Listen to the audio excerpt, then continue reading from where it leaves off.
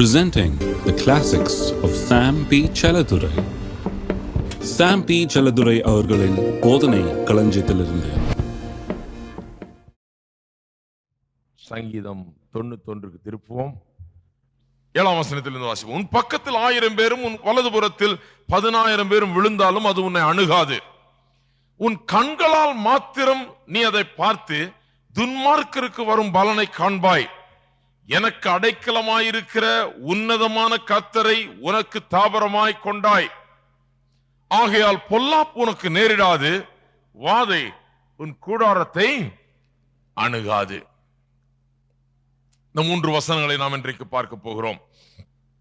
எவ்வளவு நம்மை எதிர்த்து சக்திகள் கிரியை செய்தாலும், எவ்வளவு பெரிய போராட்டத்தின் மத்தியிலே நாம் வாழ்ந்தாலும், நம்ம எதிர்க்கும் சக்திகள் அநேகம் இருந்தாலும், நாம் ஒரு காரியத்தை சரியா செய்ய வேணும். அது என்ன? நாம் கர்த்தரை நமக்கு தாபரமாக கொண்டிருக்க வேண்டும். அவருடைய அடைக்கலத்தில் நாம் வாழ வேண்டும். அவருடைய செட்டைகளின் கீழாக நாம் அடைக்கலம் புக வேண்டும். அவருடைய நிழலின் கீழாக நாம் தங்க வேண்டும். அவருடைய மறைவிடத்திலே நாம் இருக்க வேண்டும். அங்கே தங்க வேண்டும்.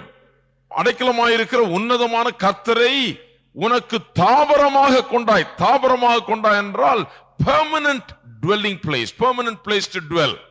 ஏதோ போய் அப்பப்ப தேவையான நேரத்தில் கர்த்தரிடத்தில் போயிட்டு வர்றதில்லை. உனக்கு தாபரமாக கொண்டாய் என்றால் எப்போதுமே நீ தங்கி இருக்கிற இடமாக கொண்டாய் என்றுதான் அர்த்தம். இதனாலதான் இந்த சங்கீதம் சிலருக்கு வேலை செய்யறது இல்லை. ஏன்னா அவர்கள் தேவை வரும்போது ஜனங்கள் அநேகர் ஆண்டவரிடத்தில் ஓடி வருவார்கள். ஆபத்து நேரத்தில் ஆண்டவரிடத்தில் ஓடி வாருங்க, ஐயோன்னுவாங்க. ஆண்டவரே என்னை காப்பாத்த, ஆண்டவரே என்ன சுகமாக்க, ஆண்டவரே என்ன இப்படி பண்ணும், ஆண்டவரே என்ன ஆசீர்வதியும் என்று ஆபத்து நேரத்தில் ஓடி வருவார்கள். மற்ற நேரத்தில் அந்த ஆவிக்குரிய நிலையிலே அவர்கள் தங்க மாட்டார்கள். அந்த மறைவிடத்திலே இருக்க மாட்டார்கள். கிறிஸ்துவுக்குள்ளாக வாழ மாட்டார்கள்.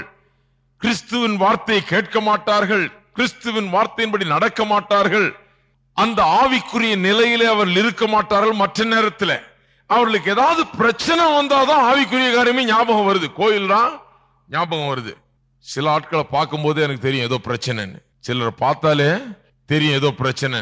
ஏன்னா அப்பதான் பிரச்சனை தான் கோயிலை பார்க்கிறது, பிரச்சனைனா தான் ஆண்டவரை தேடுறது. அப்படிப்பட்ட ஆளுக்கு இந்த 91ஆம் சங்கீதம் வேலை செய்யாது. யாருக்கு இது வேலை செய்ய போகிறது? எப்போதுமே அவருடைய மறைவிடத்திலே இருக்கிறவன். மறைவிடம் என்றால் என்ன? ரட்சிக்கப்பட்டு அவருக்குள்ளாக, கிறிஸ்துவுக்குள்ளாக, அவரோடு கூட நாம் தேவனுக்குள்ளாக மறைத்து வைக்கப்பட்டிருக்கிற நிலை. மறைவிடம் என்றால் நம்முடைய ரட்சிப்பின் வாழ்க்கை, நம்முடைய புது வாழ்க்கை, நம்முடைய மறுபிறப்பு, அந்த அனுபவம், அதன் வாழ்க்கை, அதை குறிக்கிறது. அந்த மறைவிடத்தில் எப்போதும் இருக்க வேண்டும். அவருடைய நிழலின் கீழாக எப்போதும் இருக்க வேண்டும். அந்த நிழலை விட்டு வெளியே வந்தா என்ன ஆகிறது? அப்பொழுதுதான் உஷ்ணம் படுது, அப்பதான் மழை நம்ம மேல அடிக்குது. அந்த நிழல், அந்த கொடைக்கு கீழாக எப்போதும் இருக்க வேண்டும். அந்த பாதுகாப்பின் கீழாக எப்போதும் தங்க வேண்டும். அவருடைய சிறகு கீழாக, அவருடைய செட்டையின் கீழாக எப்போதும் அடைக்கலம் புகுந்திருக்க வேண்டும். எப்போதாவது வந்து விசிட் பண்ணிட்டு போறதில்லை. அவருடைய மறைவிடத்தையும், அவருடைய நிழலையும், செட்டையையும், அவருடைய சிறகையும் எப்போது வந்து நேரம் இருக்கும் போறதுல வந்து விசிட் பண்ணிட்டு போறதில்லை. கிறிஸ்தவ வாழ்க்கை என்பது எப்போதுமே வாழ்கிற வாழ்க்கை, ஒவ்வொரு நிமிஷம் வாழ்கிற வாழ்க்கை. எந்த நாளும் எந்த நேரமும் நாம் அந்த நிலையிலே, ஆவிக்குரிய நிலையிலே வாழ்ந்து கொண்டிருக்க வேண்டும். அப்படி இருக்கும்போது இந்த சங்கீதம் நமக்கு வேலை செய்கிறது. 9ஆம் வசனம் ஒரு நிபந்தனை. எல்லாரும் அதை புரிந்து கொள்வோம். நான் சொன்ன 3 இடத்துல நிபந்தனைகள் இருக்கிறது. இந்த சங்கீதத்தை சரிசமமா பிரிச்சு, முதல்ல நிபந்தனை, நடுவுல ஒரு நிபந்தனை, அப்புறம் கடைசியில நிபந்தனை, இப்படி பிரிச்சிருக்கிறாங்க. ஏனென்றால் இது வெறும் சும்மா அப்படியே இந்த வாக்கு தத்தங்கள்லாம் எல்லாருக்கும் ஒரே மாதிரி கிரியை செய்யும் என்று யாரும் எடுத்துக்கொள்ள கூடாது. இந்த நிபந்தனைகளை திருப்திப்படுத்துகிறவர்கள், அதன்படி செய்கிறவர்கள், அவர்களுக்கு இது கிரியை செய்யும். யாருக்கு இது கிரியை செய்கிற போறது? எனக்கு அடைக்கலமாயிருக்கிற உன்னதமான கர்த்தரை உனக்கு தாபரமாக கொண்டாய். மோசே அதை அனுபவித்திருக்கிறார். எதை அனுபவித்திருக்கிறார்? அவருடைய நிழலின் கீழ், அவருடைய மறைவிடத்தின் கீழே தங்குகிற வேளையிலே, அங்கே நாம் ஜீவிக்கிற நேரத்திலே, அவருக்குள்ளாக நம்முடைய வாழ்க்கை அமைத்துக் கொள்ளுகிற நேரத்திலே, அதை விட்டு விலகாமல் இருக்கிற நேரத்திலே, அதிலேயே வாழ்ந்து அவரே பின்பற்றி செல்லுகிற நேரத்திலே எந்த தீங்கும் நம்மை அணுகாது என்பதை மோசே அனுபவ ரீதியாக அறிந்து கொண்டிருக்கிறார். ஒன்று சொல்லுகிறேன், நிறைய நேரத்தில், கஷ்ட நேரத்தில், எதிர்ப்புகளின் நேரத்திலே, பிரச்சனைகளின் நேரத்தில் தான் ஜனங்கள் என்ன பண்றாங்க, அந்த கொடைக்கு கீழே இருந்து வெளியே போயிடுவாங்க. அந்த மறைவிடத்திலிருந்து அந்த நேரம் தான் வெளியே போவாங்க. ஏன்னா, ஐயோ எனக்கு நல்ல ஒண்ணுமே சரியா இல்லைங்க, என்னுடைய பிரச்சனைகள்லாம் என்ன தாழ முடியல, எனக்கு அநேக பிரச்சனைகள், அநேக தேவைகள், அநேக போராட்டங்கள், அநேக வருத்தத்துக்குரிய காரியங்கள் நடந்து கொண்டிருக்கிறது என்னுடைய வாழ்க்கையில. ஆகையால் நான் கொஞ்ச நாள் கோயிலுக்கு கூட போல, கொஞ்ச நாள் வேதத்தை வாசிக்கல, கொஞ்ச நாள் ஜெபிக்கல, கொஞ்ச நாள் இந்த கிறிஸ்தவ வாழ்க்கையில நான் வாழவில்லை என்று ஜனங்கள் சொல்வார்கள். ஏன்?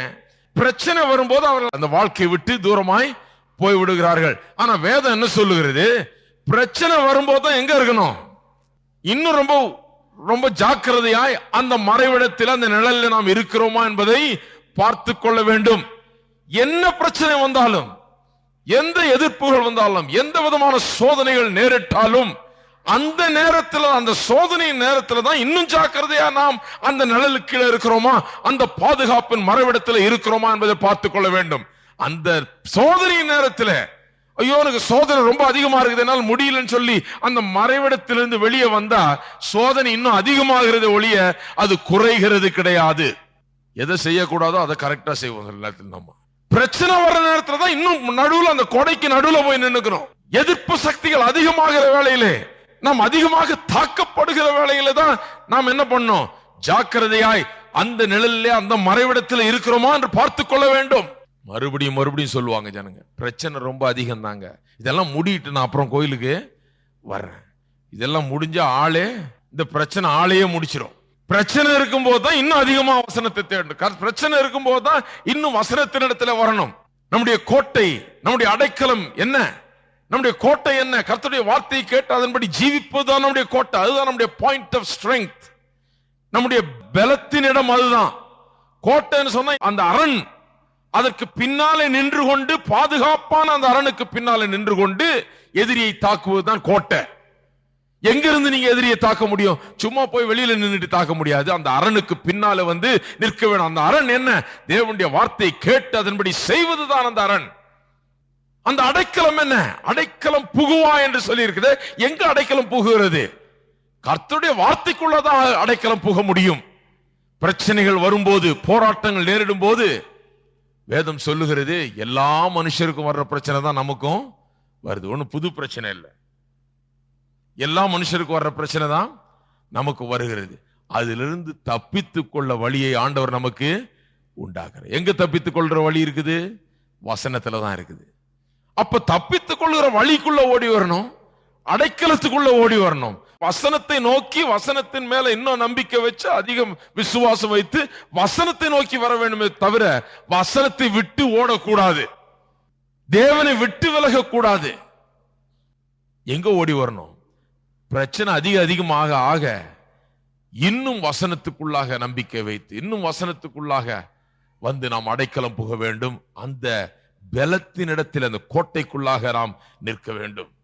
அவர்களுக்கு தான் இந்த சங்கீதம் கிரியை செய்கிறது.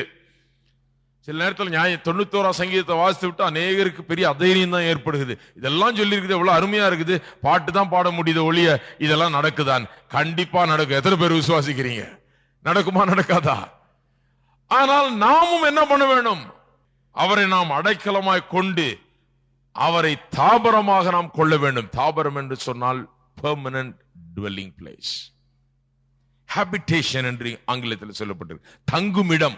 அவரை என்னவாய் தெரிந்து கொள்ள வேண்டும்? தங்குமிடமாக. கிறிஸ்துவண்டையில வந்திருக்கிறவர்கள் எத்தனை பேர் கிறிஸ்துவண்டையில வந்திருக்கீங்களா? இயேசுவை ஏற்றுக்கொண்டிருக்கிறீங்க? எப்படி வந்திருக்கிறீர்கள் ஆண்டவரிடத்தில்?